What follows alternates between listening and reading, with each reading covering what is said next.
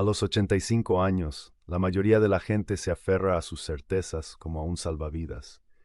Pero ¿qué pasa cuando a esa edad descubres que la iglesia en la que creciste, te casaste, bautizaste a tus hijos y enterraste a tu esposo, no es el hogar que pensabas? Hermanos, hoy les comparto una carta que me humilló. Me dejó en silencio por un buen rato.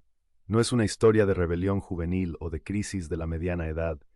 Es una historia de sabiduría, ganada a pulso durante casi un siglo de vida. Es la historia de una mujer de 85 años, a quien llamaremos Elena. Ella comienza su carta de una manera muy sencilla. Me escribe: Padre Daniel, le escribo porque necesito contarle a alguien lo que ha pasado. Tengo 85 años. Nací y me crié en la misma pequeña ciudad, y por 83 de esos años fui un miembro devoto de la primera iglesia bautista. Esa iglesia no era solo un edificio en la esquina, era mi mundo. En ese salón canté en el coro, en ese altar me casé con mi amado esposo Roberto, en esa pila bautismal presentamos a nuestros 3 hijos, y desde ese mismo púlpito despedimos a Roberto hace 2 años, después de 60 años de matrimonio. Ella me describe una fe sencilla, basada en la Biblia y en la comunidad, una fe que ella amaba. Cito sus palabras: yo amaba mi iglesia, amaba a la gente, amaba los himnos, amaba la sencillez de nuestra fe. Creía con todo mi ser que teníamos la verdad simple y pura de la Biblia.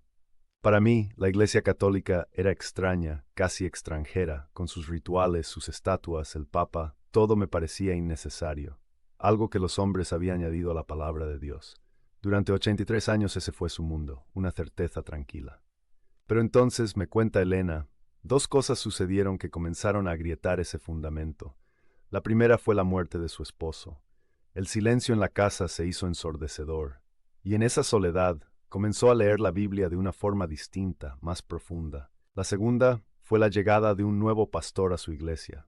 Me escribe: el pastor anterior con quien crecimos se jubiló, y llegó un hombre joven, recién salido del seminario, con muchas ideas nuevas. Era un buen joven, muy elocuente, pero sus sermones me dejaban el alma fría. Aquí es donde comienza el viaje de Elena, el problema que la empujó a buscar. Ella me describe cómo la teología de su iglesia empezó a cambiar frente a sus propios ojos. El nuevo pastor, me escribe, comenzó a predicar cosas que nunca habíamos oído. Decía que muchas de las historias de la Biblia, como la de Jonás o la de Daniel en el foso de los leones, no eran hechos literales, sino metáforas para enseñarnos una lección moral. Decía que el infierno no era un lugar real de tormento, sino una representación de nuestra separación de Dios. Todo se estaba volviendo vago, sentimental. La fe sólida en la que yo había crecido se estaba convirtiendo en una especie de terapia de autoayuda. El punto de quiebre, el momento que lo cambió todo para ella, llegó un domingo por la mañana, durante el servicio de la Santa Cena. Y quiero leerles exactamente cómo me lo describió Elena. Padre, ese domingo el pastor dijo que la Santa Cena era simplemente un acto simbólico para recordar la bonita historia de un gran maestro moral. Y mientras el diácono pasaba la bandeja con los pequeños trozos de pan y los vasitos de jugo de uva, yo miré esa bandeja. Y por primera vez en 83 años, mi corazón se rebeló. Pensé, ¿eso es todo? ¿Mi Señor sufrió una pasión y una crucifixión horrendas solo para que recordemos una bonita historia?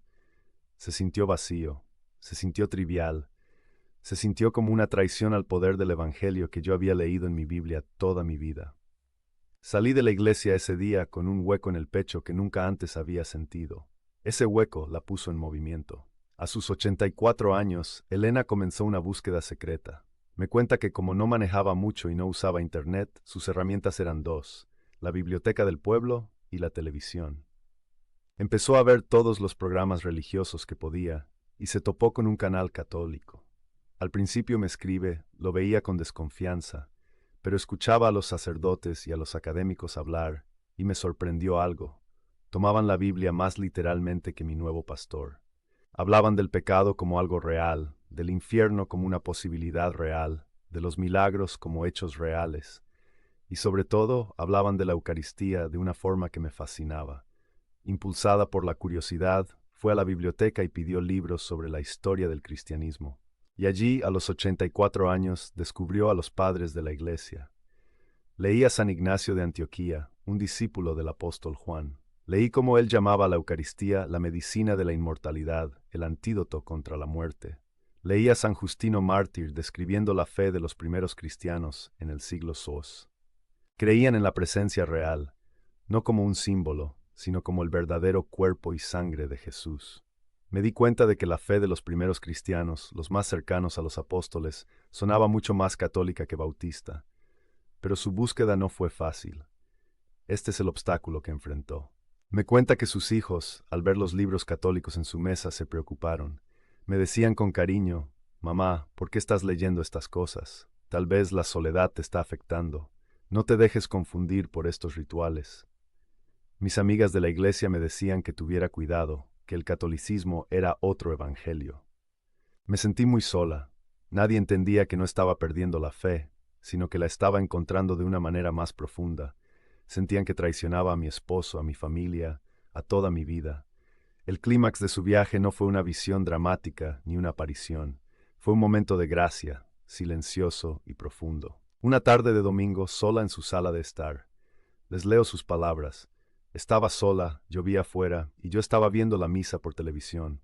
Honestamente me sentía cansada y a punto de rendirme. Pero entonces llegó el momento de la consagración.